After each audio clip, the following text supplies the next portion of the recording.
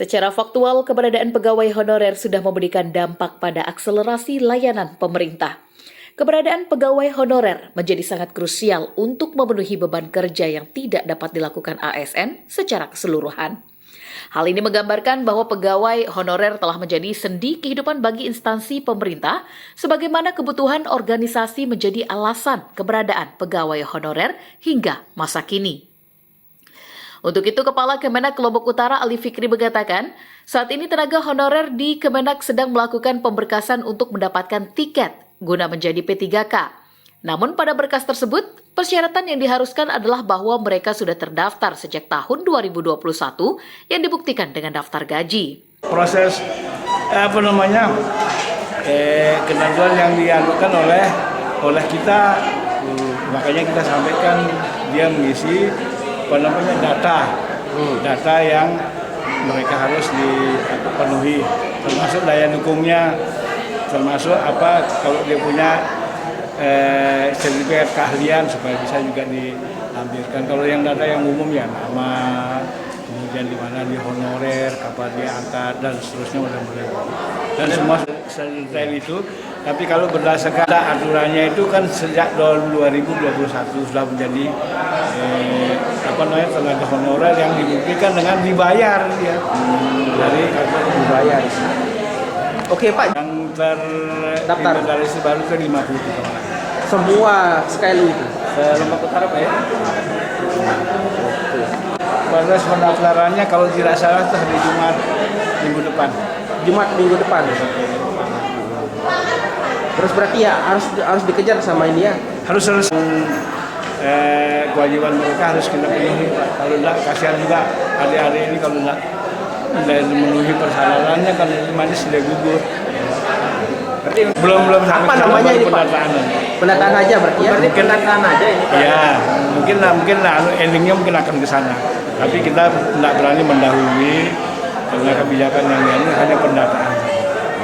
Kalau pegawai kita ini jauh dari kurang, apalagi dibandingkan dengan di tempat-tempat lain di daerah lain di Nusa Tenggara Barat ini.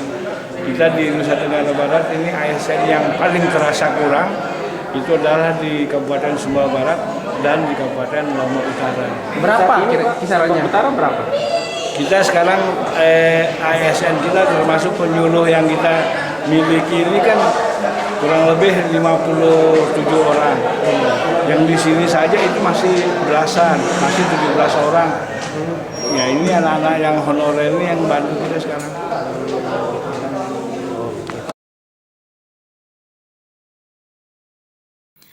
Sementara itu, Ustadz Wiladah, salah satu peserta honorer yang ikut pada pemberkasan saat itu mengatakan bahwa yang ikut pemberkasan saat ini adalah tenaga honorer di Kemenak dan di KUA.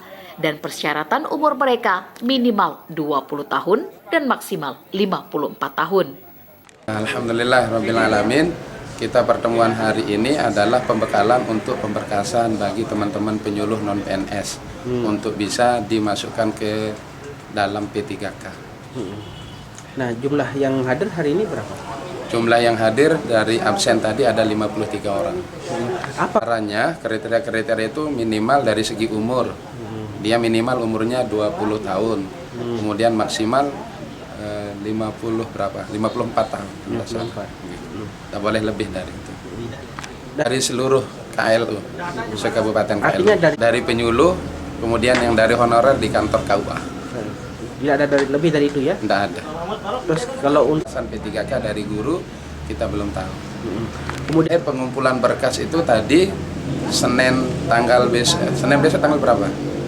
Sekarang tanggal 2, Sabtu, Ahad, tanggal 5. tanggal 5. Ya, di Senin besok. Itu akhir dari ya, pengumpulan. Oke, pengumpulan berkas.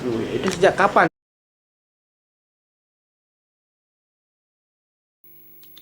Pendataan ini digunakan sebagai kebijakan dasar untuk melakukan pemerataan tenaga honorer yang tentunya dapat diikutsertakan dalam seleksi P3K. Profiling ini tentunya berdasarkan masa kerja, pendidikan, dan prestasi kerja. Masa kerja dapat dideskripsikan pengalaman dalam bekerja, sedangkan pendidikan yang relevan dan prestasi kerja dapat menggambarkan kompetensi dasar yang dimiliki oleh honorer. Nantinya profiling ini dapat digunakan sebagai pertimbangan kelulusan dalam proses rekrutmen P3K berdasarkan presentasi nilai sebagai bobot kelulusan. Dari Lombok Utara, Syahnanda Utama mengabarkan.